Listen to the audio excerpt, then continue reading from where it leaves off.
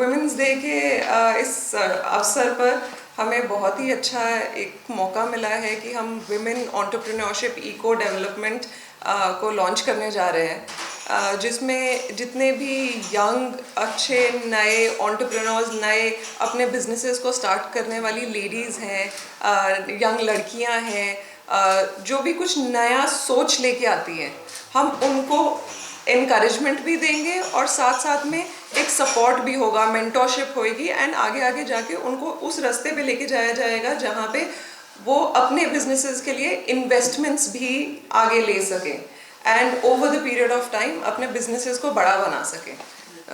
साहिल जी, anything? सो देखो, सबसे important पता है क्या, अभी आप देखो बिजनेस में बोला जाए ना अबाउट दिल्ली एनसीआर, बोला जाता है कि वो माइंडसेट नहीं है अल्टीमेटली। मतलब वी आर 15 साल 10 साल पीछे हैं बैंगलोर, मुंबई या यूएस और some countries and all. The only reason is one, that is mindset, है ना। क्यों? क्योंकि हम पंजाबीज आर ऑलवेज कॉल्ड दलेर, मतलब रिस्क टेकर्स, और entrepreneurship is all about risk taking. तो वी आर ऑलवेज, जितने बड़े यूनिकॉर्न्स हैं पंजाबीज ही हैं, लेकिन वो इकोसिस्टम नहीं है। वो जाते हैं बैंगलोर में या जाते हैं कहीं और, वहाँ जाकर डेवलप, हम वो इकोसिस्टम यहीं पे क्रिएट करेंगे, यहीं से। वुमेन तो एक स्पेसिफिक है ही है ना, बट पॉइंट है कि वो ecosystem as a Punjab angels also as a ecosystem, मेरा टारगेट यही है कि वो इकोसिस्टम के लोग यहाँ से बाहर ना जाएं, बल्कि लोग बाहर से यहाँ आए। तो उस इकोसिस्टम को डेवलप करने के, उस माइंडसेट को डेवलप करने के लिए तो हम ये बोलते हैं we create eligible entrepreneurs and eligible investors too. यहाँ पे भी इन्वेस्टर्स भी कई बार होते हैं, वो क्या है कि सिर्फ रियल एस्टेट में पैसा डाल रहे हैं, ठीक है। उनको क्योंकि वो चीज़ समझ आ रही है, सामने दिख रही है, उनको बिजनेस समझ नहीं आता तो वो कहते हैं क्यों डालना, जो चीज़ मुझे समझ नहीं आ रही मैं उसमें पैसा नहीं डालता। तो वो अवेयरनेस सेशंस भी हम काफ़ी करते हैं कि एक टर्म शीट क्या होती है, एक फाउंडर्स एग्रीमेंट क्या होता है, एक टैग अलॉन्ग क्लॉज क्या होता है ना, ड्रैग अलॉन्ग क्या होता है ना, क्या वैल्यूएशन होती है, कैसे कैसे स्टार्टअप के क्या क्या स्टेजेस होते हैं, क्या सेफ नोट होता है, कन्वर्टेबल नोट होता है, बहुत सारी टेक्निकल चीज़ें होती हैं जो इस वर्ल्ड में यूज़ करें। अब उसको ये चीज़ें समझ नहीं आती हैं तो कहता है जो चीज़ समझ नहीं आ रही मैंने क्या इन्वेस्ट करना। और देखो अर्ली स्टेज में लोकल इकोसिस्टम ना वही करता है। सबसे पहले कौन मदद करता है? वो पहले बड़ा भाई जो घर में है ना, जो अपने छोटे भाई को कहता है कि देख मैंने प्रॉब्लम झेली है, तुम मत झेलियो।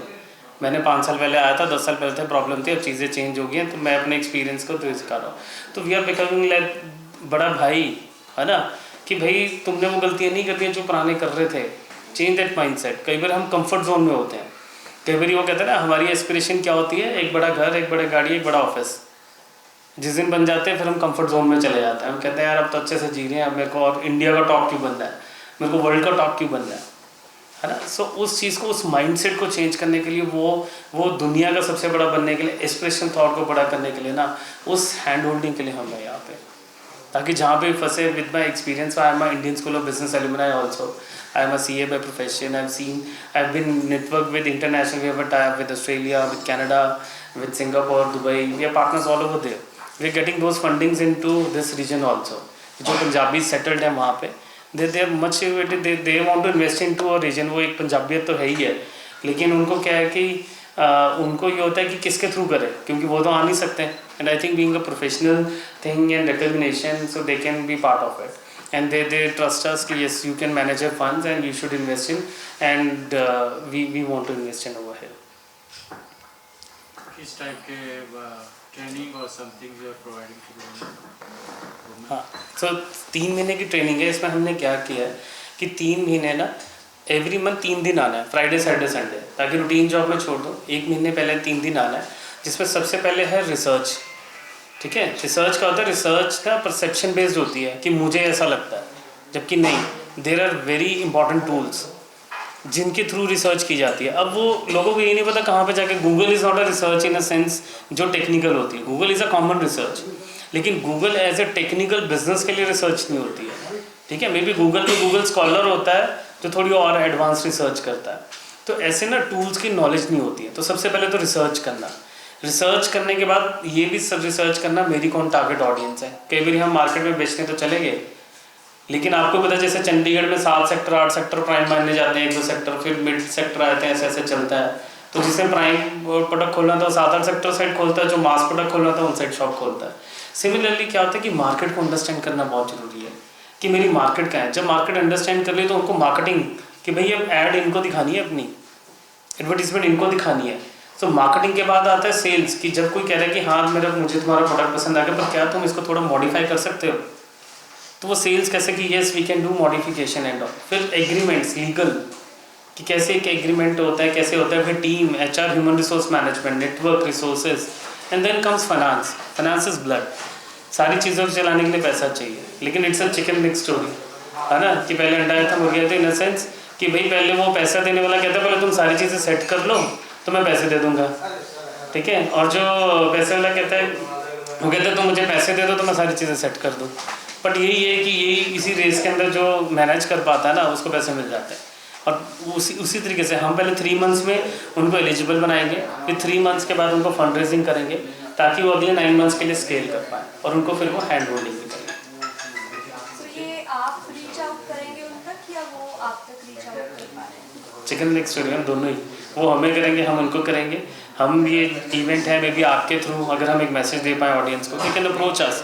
ऑब्वियसली थिंग्स आर, जितने भी हमारे पास will be running application for next 1 month, उसमें से हम एक प्रोसेस से ड्यू डिलीजेंस से हम मीटिंग करके, इन पर्सन मीटिंग करके उनसे देखेंगे who can be the potential 10 people, तो उन 10 लोगों को हम सिलेक्ट करके फिर हम वो 3 मंथ्स एंड ऑल का प्रोग्राम रन करेंगे। सो एलिजिबिलिटी का क्या क्राइटेरिया है? एक ही क्राइटेरिया होता है मैम, वो होता है फाउंडर, ठीक है, फाउंडर में कितना पैशन है उसको इम्प्लीमेंट करने का, ठीक है, बाकी सारा तो दुनिया में काम कर लो, मिट्टी का काम कर लो, सोने का, पैसा सब में है, बट काम करना आना चाहिए। सो that is important, but that is the first thing. फिर आता है आइडिया, फाउंडर, क्योंकि जो आइडिया वो फाउंडर नहीं, तो मुझे बताओ 100 में से 99 पेटेंट ना फाइल में है मैम, तो यानी वो सारे 100 के 100 ना आइडियाज़ ही हैं। पॉइंट है एग्जीक्यूशन इज इम्पॉर्टेंट, अगर उस आइडिया को इम्प्लीमेंट कर पाओगे, एग्जीक्यूट कर पाओगे, तभी वो प्रॉफिटेबल होगा। अगर तो वी वॉन्ट टू मेक, वो कहते हैं ना जॉब गिवर्स, तो women as a job givers, कि उनको देना जो एक माइंडसेट है ना जनरली कि अच्छा जनरली अब देखो क्या होता है कि हाँ स्कूल टीचर बन जाओ, बुटीक खोल लो, पार्लर खोल लो, सब चीज़ें वो ठीक है, लेकिन एक स्केल बिजनेस 100 लोगों की कंपनी, 1000 लोगों की कंपनी खोलना, सो दैट इज कि they should be job giver not at a small level but as a masses. So that's यही हमारा टारगेट है कि उनको हेल्प करें उस तरीके से। सो अगर हमें बताना हो कि आप तक कैसे रीच आउट करना है, किस तरीके से करेंगे? कोई लिंक होगा जिसके जरिए वो कैसे? या सो लिंक होगा, we'll send a QR code, और मे बी punjabangelsnetwork.com की वेबसाइट है एक, हमने वैसे वेबसाइट बनाई थी, तो थोड़ा सा वो आई थिंक नाम करके थोड़ा सा उसमें अप्रूवल्स नहीं आ रही हैं, हमने थोड़ा सोचा let's keep a wheel name, but I think वो गवर्नमेंट के अप्रूवल्स के अगेंस्ट आया तो बनाया था, but that link has been अभी टेम्परेरी नॉट वर्किंग, तो that's under approval, but they can apply through punjabangelsnetwork.com, वहाँ पे अप्लाई फॉर्म आता है, वेबसाइट पर जाएंगे, सो उसमें अप्लाई फॉर्म होगा, they can apply and my team will reach out to them. अभी अवेलेबल? हाँ वो ऑलरेडी सालों से अवेलेबल है, मतलब that's for normal applications, but yes women के लिए भी हम उसी के अंदर अभी विल स्टार्ट द एप्लीकेशन। ये 1 ईयर प्रोग्राम है आपका? ये 1 ईयर का है, लेकिन 3 मंथ्स रिग्रेस है और 9 मंथ्स हैंड होल्डिंग है। That's from my experience only. जब हम स्टार्टअप को करते थे ना, तो शुरू में क्या होता था, स्टार्टअप आता था मेरे पास तो रोज़ आता था, हफ्ते में 2-2 बारी भी आता था कि ये बता दो सर, ये बता दो, और जब वो सेट हो जाता था ना, अब मैं उसको फ़ोन करके पूछता हूँ कि कहीं फंसा नहीं, तो अब नहीं वो आता, अब कहता अब तो चल रहा है मेरा काम, है ना, तो उसके बाद लेकिन फिर भी हमें पूछना होता है क्योंकि उनको नहीं पता होता, डे टू डे काम में बिजी हो जाता है वो, क्योंकि उसको नई चीज़ें अच्छी, लेकिन उसको ये भी समझाना होता है भाई ये नहीं करना, हमारा काम पता है क्या, ये बताना क्या करना है, नहीं वो तो खुद ढूंढ लेंगे क्या नहीं करना, क्योंकि तभी हम जो उनका 3 साल का रोड मैप है ना, जो उनका प्लान, उसको 1 साल में कर लेंगे। हमारे पास आने का मकसद यही होगा उसका कि जो 3 साल 5 साल लगाएगा काम को करने में, हम उसको हेल्प करके 1 साल में करेंगे। सो इसमें फाइनेंशियल हेल्प भी की जाएगी?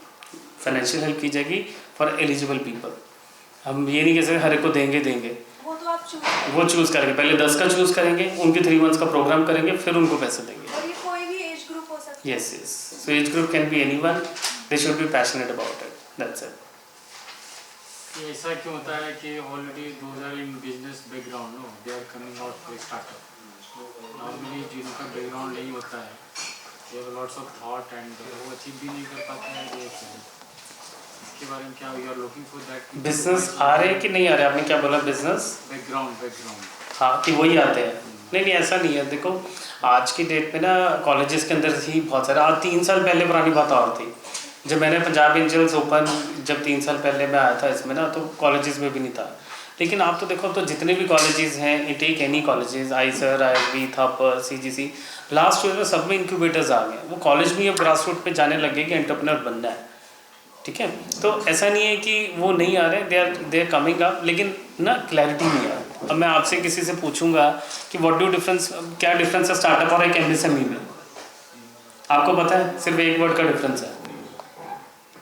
वो बिजनेस मॉडल तो वो भी है, लेकिन startup is a scalable business model.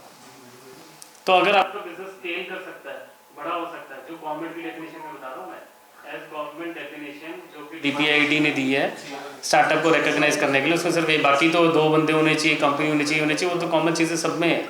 The only word differentiator is scalable. क्या आप बड़े बन सकते हो? क्या ऐसी चीज़ कुछ कर रहे हो बड़े बन सकते हो?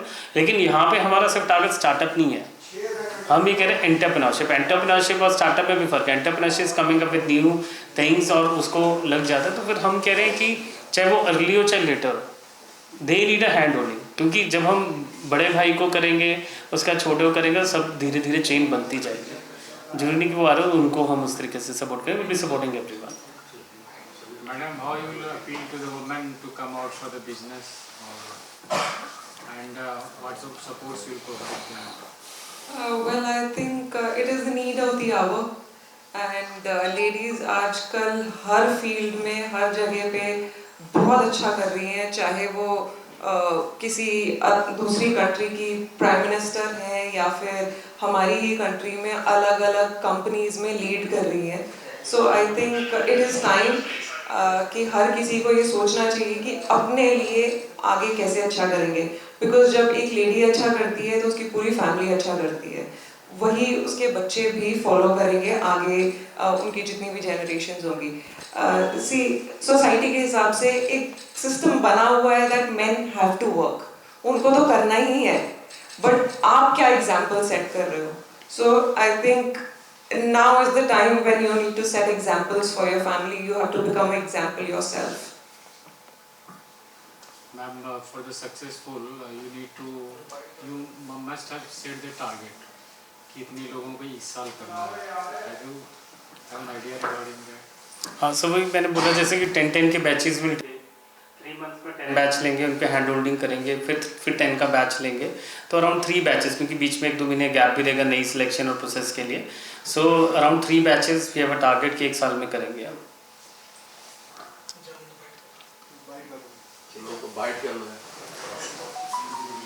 Thank you.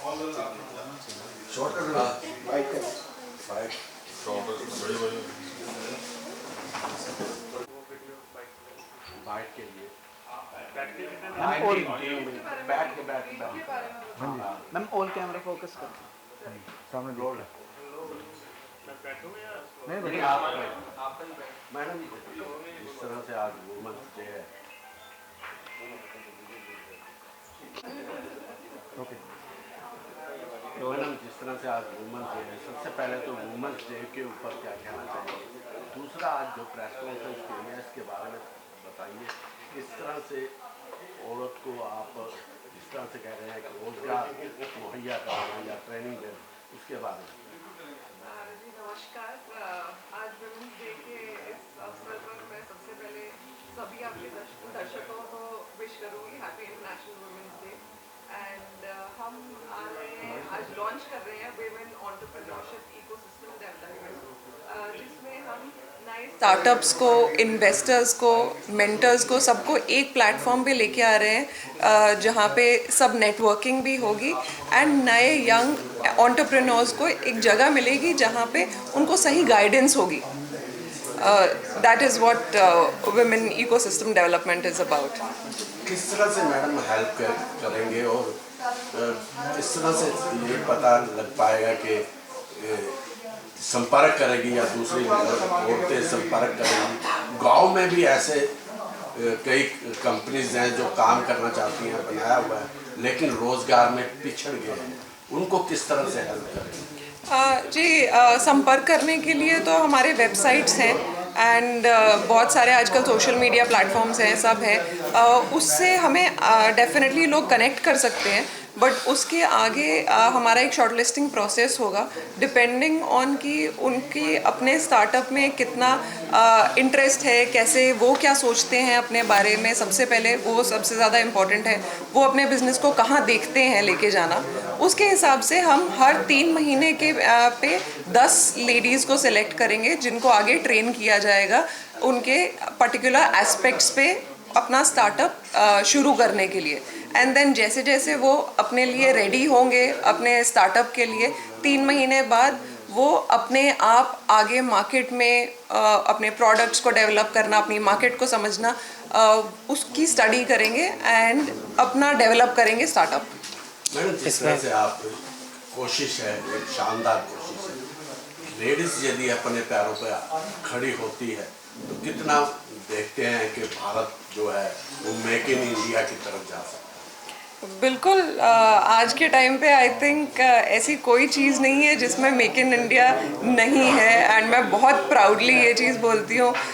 ऐसा कोई प्रोडक्ट नहीं है, कोई चीज़ नहीं है जिसमें कोई ना कोई इंडियन कंपनी नहीं है। बी इट आप डिफेंस के कोई चीज़ हो या छोटे से छोटा कॉस्मेटिक हो, कुछ भी हो, हर चीज़ में मेक इन इंडिया है, and I feel very very proud of that, and in times to come I think जितनी ज़्यादा लेडीज़ होंगी उतना ज़्यादा इस चीज़ में आई थिंक लेडीज़ को स्पेशली मार्केट के बारे में एक अलग पर्सपेक्टिव होता है।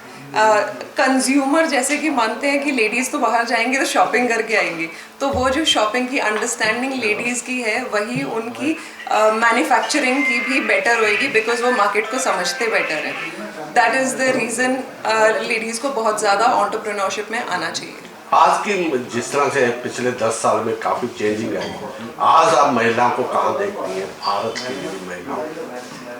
दुनिया के हर सक्सेसफुल प्लेटफॉर्म पे भारत की महिलाएं हैं, एंड और यहाँ से आगे ही बढ़ती जाएंगी। हमारी एजुकेशन बहुत अच्छी है, हमारे कंट्री में जिस चीज़ की, हर चीज़ की अवेलेबिलिटी है।